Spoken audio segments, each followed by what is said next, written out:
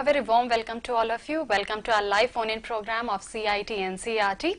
I am Sabeela Rasheed, and today our topic of discussion is National Education Survey, National Achievement Survey 2018. And today we have Professor Indrani Bhaduri with us, who is Head of Educational Survey Division, NCERT. We welcome you, ma'am. Thank you.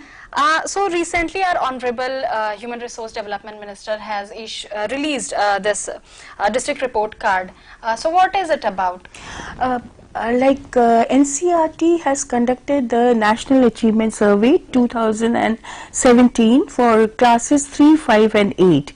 The survey was conducted on 13th of November, and it was conducted for these 3 classes, and approximately 22 lakh students participated in this survey. And this survey is in all probability, the largest ever survey that is conducted in the world.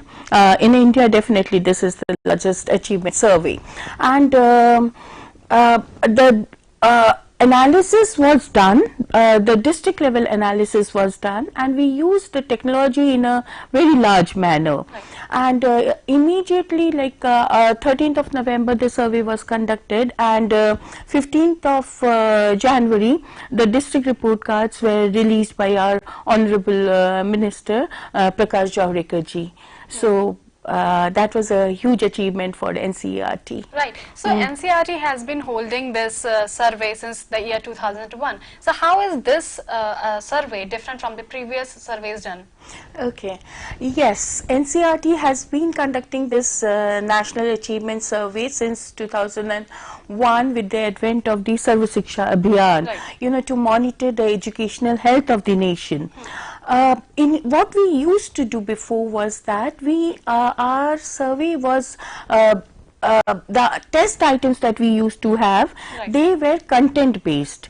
We would kind of collect the syllabus from all the states and the union territories, call out a common core syllabus, and develop the test items based on that content, right, common core.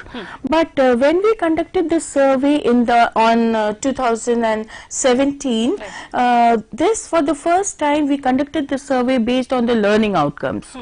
And these learning outcomes, which have also been developed by the council, these are competency based. They tell us what are the competencies that are required or which the child needs to have after the completion of each grade. That class 3 child, what are the competencies he or she should have?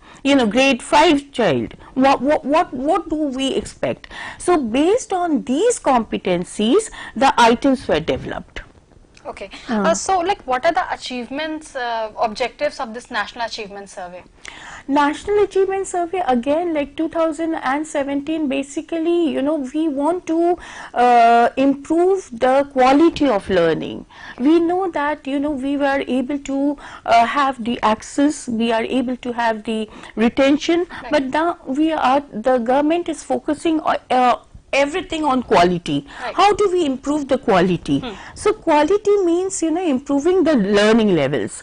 Now when I'm talking about learning levels, what is it that a child of grade 3 who's going to school, what is it a child of grade 5, what is it at the grade 8 level should know and is able to do? Okay, so how do I improve it? Right. National Achievement Survey, when we conduct it, we find out what is it that the child knows and is able to do, and how we can make him go further than that. Okay, so that is what is going to help in the quality. So like I said, that this particular achievement survey, in this case, in this year, we conducted the survey in November, and we are out with the results. Now, only the district level results are not the only one. Next, we are also going to come out with the state level results. We are also going to come out with the national level results. And also, when we conducted this survey, we kind of collected the questionnaire data too. That is the pupil questionnaire, the teacher questionnaire, and the school questionnaire. Now that I have the achievement of the child, I am going to relate that achievement of the child to the background information of the child. So all this thing is going to affect the schooling process. It will bring in about quality in the school education. Right. So when we talk about the parameters, what are the different parameters on which you conduct these surveys, this National Achievement Survey? Parameters in the sense, like I said, that the survey is totally based on learning outcome. So we have the learning outcomes given, and we see that to what extent the children in the districts have achieved these learning outcomes. So if you see in our website, all the district report cards is available in the NCERT website as well as on the MHRD website, and districts wise, like it was conducted on 703 districts, and in each districts, like I said, that it was conducted in classes 3, 5 and 8. In class 3 we conducted it for languages, environmental studies, and for mathematics.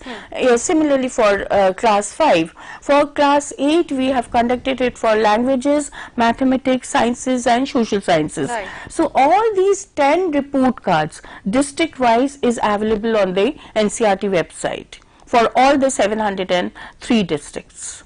Okay, so like what is the work done so far when we look at the data?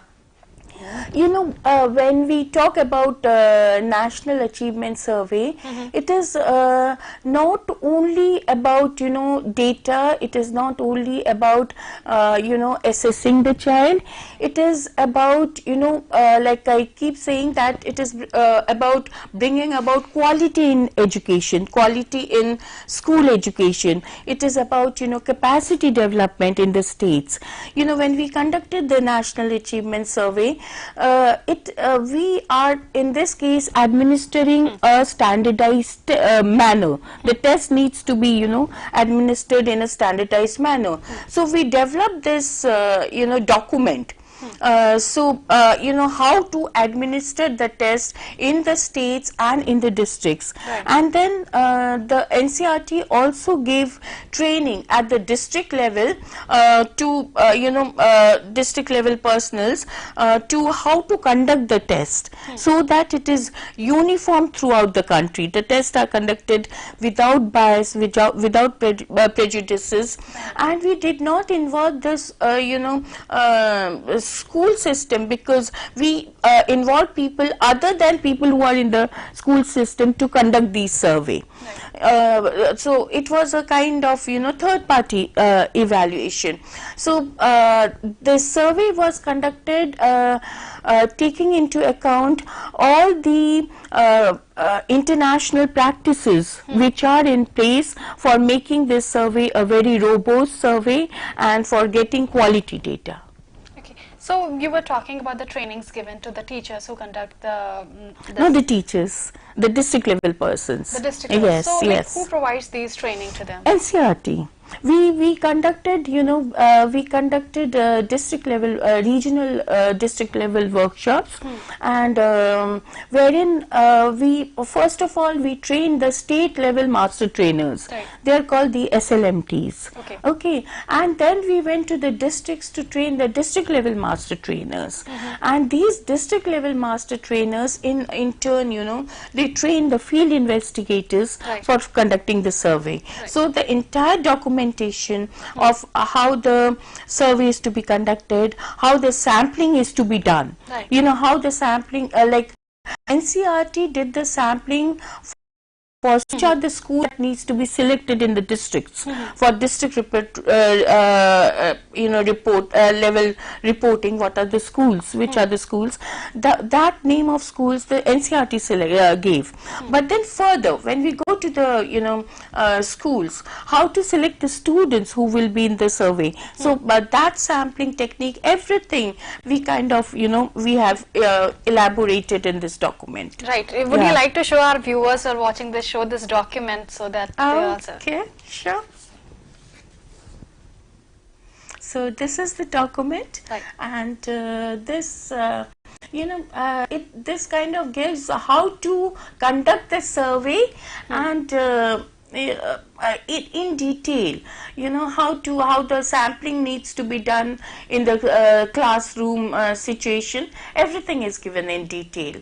And how to administer the test, how to administer the PQ, that is the people questionnaire, the teacher questionnaire, the student questionnaire, everything has been given in this. So if somebody wants to be a part of it, so how should he or she go about? Okay, so NCERT has collected a lot of data, and we want that people should utilize this data and we want the especially the educational researchers to kind of utilize this data. So as per our national data sharing policy, the entire data will be available in the NCERT website. Once we complete our like you said that the district report cards have already been released. Now we are working on the state report cards and then the national report cards, and once we are through with all the reports, the entire data will be available, and anybody who's interested, they can collaborate and work, and we would really invite especially the MEd students, the students who are working in the field of education to do a kind of data mining of this entire data that is available. Right, so we can see like the district report card over here. Would you like to explain this to our viewers? Sure, yes. So if you see the district report card that is available, if I can use the mouse. Sure. So this is a sample district report card.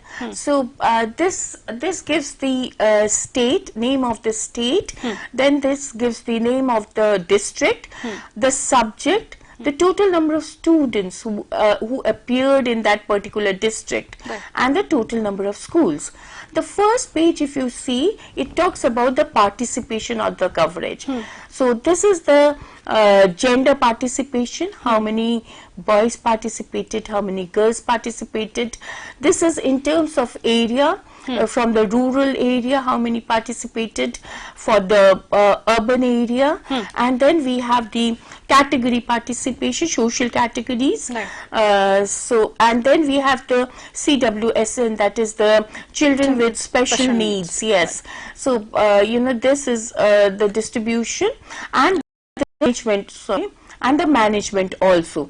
That is, we just went into the government schools and the government aided schools. Okay, so this is participation in regard to the government and government schools. And then we have also given the average performance of the students. So this, if you see that, each, like I said, that each district has 10 report cards. Why? Because this report card is only for class 5 and for only one subject. Okay. Similarly, in class 5, like I said, that mathematics is also tested and language is also tested. So we'll have 3 report cards in class 5. Okay. Similarly, we'll have 3 report cards in class 3. Okay, and we will have 4 report cards in class 8. For example, in class 8, it will be subject will be sciences, social sciences, languages, and mathematics. Okay, so this gives the average performance of the students in EVS. Right. Okay, so we get the disaggregated scores in terms of gender, in terms of area, in terms of management, and in terms of social group. Right. And then the next page talks about the performance of the learning outcome, how the learning outcomes have performed in the districts. Okay, so these are the different learning outcomes that we have tested. Right. If you see the NCERT document, you'll see that we have come out with approximately 15 learning outcomes per class. Right. But then you will not see all the learning outcomes documented out here, because some of the learning outcomes cannot be tested using an MCQ. Right. So only those learning outcomes, because the National Achievement Survey that we have conducted is typically multiple choice questions we have in that. So only the learning outcome that can be tested through multiple choice questions, those are tested. So and the second page does elaborates the different learning outcomes that have been taken, like for this sample district or EVS, these are the learning outcomes that have been tested. I would definitely like to read it to our viewers. Sure. If this is only for grade EVS, 5 EVS. Right. So we have a different one for class 3 mathematics of a class 8. Yes. So this is just for class 5 EVS. Yeah. Some of the learning outcomes are identifies relationship with and among family members and extended family, records observation, experiences, information for objects, activities, phenomena, places visited in different ways, and predicts patterns and activities of phenomena. Another one is explain the super senses and unusual features, sight, smell, hear, sleep, sound, etc. of animals and their responses to light, sound, food, etc. Describes the interdependence among animals, plants and humans. Explains the role and functions of different institutions in daily life, this bank, panchayat, cooperative, police station, etc. Establishes linkages among terrain, climate, resources, food, water, shelter, livelihood and cultural life. Example, life in distant or difficult areas like hot, cold, deserts. Another one is groups, objects, materials, activities for feature, properties such as shape, taste, color, texture, sound, etc. Traces the changes in practices, customs, techniques of past and present through coins, paintings, monuments, museum, etc. and interacting with elders. Guesses such as properties, conditions of phenomena, estimates spatial quantities, distance, area, volume, weight, etc. and time in simple standard units, and verifies using simple tools setup, records observation, experiences, information in an organized manner. Example, pie chart, graphs, etc. and predict patterns in activities, phenomena. To establish relation between cause and effect. Another one is identifies signs, direction, location of different objects, landmarks of a locality, place visited in maps, and predicts direction with respect to position at different places for a location, and so on. Ma'am, continuing the discussion further, I would like to ask you, like, are we looking till like the secondary level? Are we including higher secondary level in this achievement survey as well? No, like right now the NCERT conducts only the achievement survey for 358 and also for class 10th. Right. But the present achievement survey, the results for which it is out, it is, I like to go and explain that also. Sure. No, the previous slide please. The district report card. Yeah. So, the present survey, we have only conducted it for classes 3, 5 and 8. For class 10 survey, it is scheduled to be held on the 5th of February. Next month, and the reports for that also will be out soon, because in that too we are using technology in a huge manner. So coming back to this survey, if you see that all these are learning outcomes, and like I said that for grade 3 the learning outcomes are different, for grade 5 the learning, and similarly for grade 8. For example, in grade 8, one of the learning outcome we have taken is that the child is able to differentiate. How have we made the shift from the content to learning outcome. You know, the child is able to differentiate. This differentiation, you know, is a competency which we want to develop in the child. Now this differentiation can be in terms of physics, it can be semiconductor and conductors. In terms of biology, if we look, it can maybe differentiates between a flower and an inflorescence. Okay, so, or in terms of chemistry, we can say that types of fibers.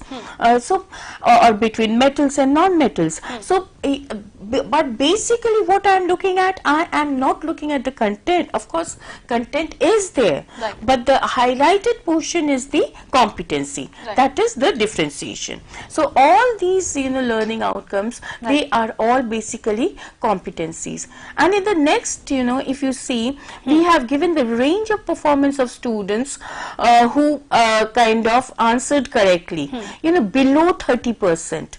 So if in that particular district, because this is a district report card, so in each district we have also given that how many students are performing below 30%, how many students are performing between 30 to 50%, how many between 50 to 75, and how many above 75. So this picture also gives a kind of a performance of the children in the district. That is very crucial. And based on these learning outcomes in the district report card, we are kind of identifying the lowest performing learning outcomes. Okay, so this lowest performing learning outcomes are the learning outcomes that needs pedagogical input. Okay, so NCERT, if you go to the next slide.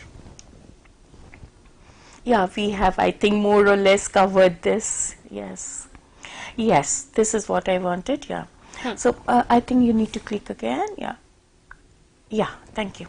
Yeah, so so what NCERT has thought of is that based on the district report card only, we will come out with the short-term interventions.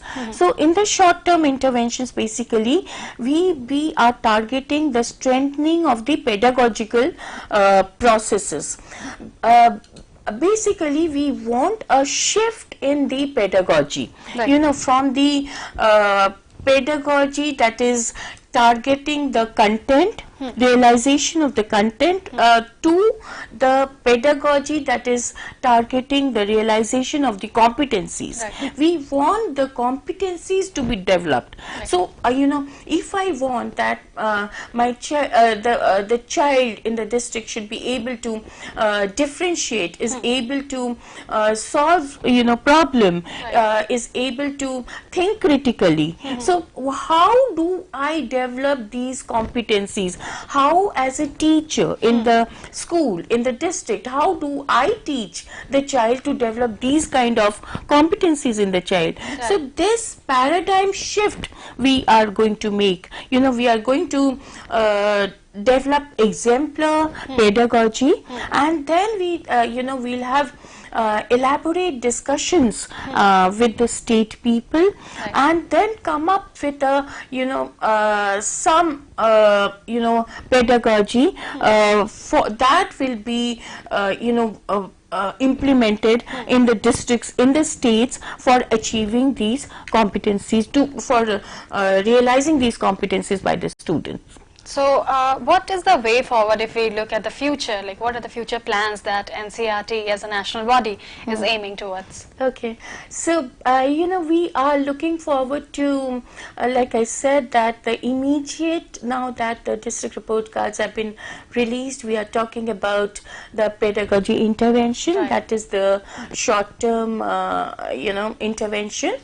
If you go to the next slide, it talks about the mid-term intervention. Okay, so in the mid-term intervention, we are also making use of ICT based learning resources, on how to achieve their learning outcome, and we will also do data sharing with the states. Like I said, that NCERT has come up with a huge data set that needs to be, you know, relooked from different angles, understood from different angles to, you know, utilize the data further.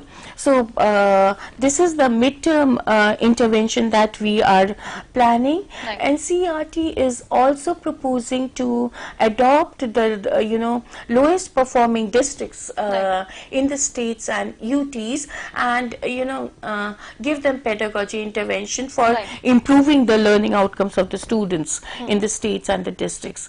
And you can go to the next slide. Sure. The long-term intervention that we are looking for is the, you know, curriculum revision in terms of teacher education and you know, even the school curriculum. Now, you know, school curriculum, and when we are talking about curriculum revision, we cannot just base it on one survey. You know, we need to have another survey so that we know that yes, whatever we are going to say, it's reliable. Right. So we are going to conduct the next survey in 2019, and then we will talk about the long-term intervention, that is the curriculum revision of the you know, and the teacher training also, everything. Right. We are running short of time, but the last question that I would like to ask you, like, what is the goal? If we talk about the Mission 2020, does NCERT have something of that sort? Sure. Like I said, that you know, our entire focus is how to make our children more competent. Right. You know, more competent in facing the you know, life challenges. So, and our entire education has to be targeted with that. Thank you so much. Thank you so much for being with us. Today our topic of discussion was National Achievement Survey 2018, and as we mentioned earlier as well, that our Honorable HRD Minister Prakash Javadekar has released a district